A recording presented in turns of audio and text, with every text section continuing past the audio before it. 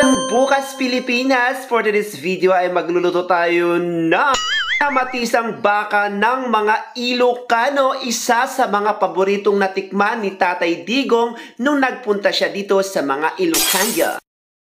Ilagay ang nangamatis na bayag ng inyong asawa, ilagay ang baka at bawang para layuin ka ng aswang, tomato paste, potato at pampalasa, takpan at tikman. Masarap na to. Napakasarap talagang kinamatis ang baka ng Ilocano. Pingluto pero masarap.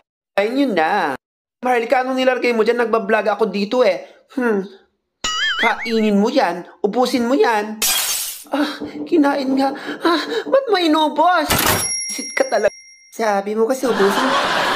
Maharlika, saan ka pupunta? Ako, bigyan mo muna ako ng mga panibawang lucky numbers. Baka communist, ikaw inubos mo yung pagkain ko. Tapos layasin mo ako ng ganun-ganun ha. Or basta sagutin mo na ang katanungan ko, anong bagong batas sa bagong Pilipinas?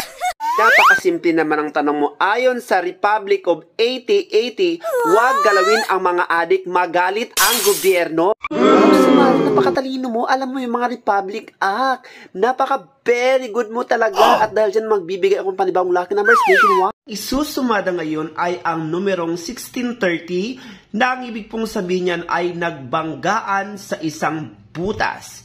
Then we have to use the power of positive, negative, with interval of number 5. Hello, Pilipinas!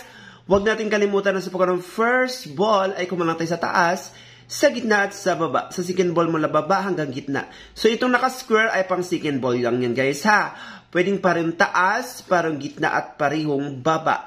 So tip number 1 nationwide, we have the number of 2125, 2118, maging ang 2914, 1333, 3217, 3218, maging ang number 2124, idamay mo na ang 2918. At para naman sa ating petsa sumara dated on March 22, 2025 nationwide, here we now sa ating given na 322. Of course, sa ating legendaring magnanakaw ng swerte or nawawalan ng kaligayahan na 2025.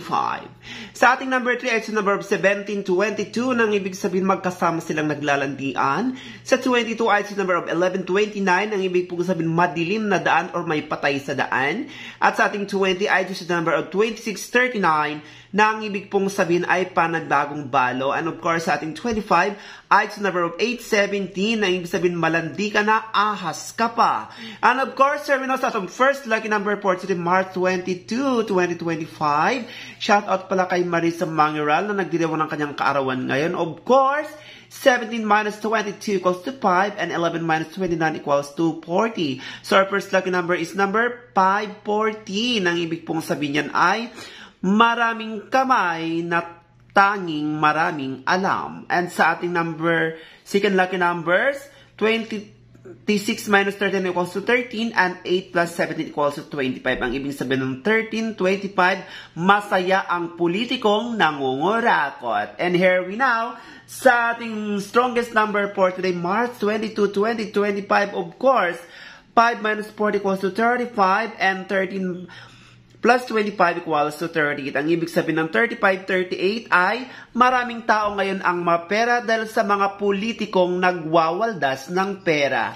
And of course, ang ating 35 ay pwede siyang maging 8. Ang ating 38 ay pwede siyang maging 11. That's why our strongest number is R. 35-8, 35-11, 35-38, 38-11, 38-8, maging ang 8-11. Thank you so much. Hindi, Maharlika, ka talagang maaasahan kita. O siya, bukas ulit ha. Pag-uusapan natin yung mga panibagong bagong batas sa Pilipinas para lahat ng tao aware at tayo ay maging wake up!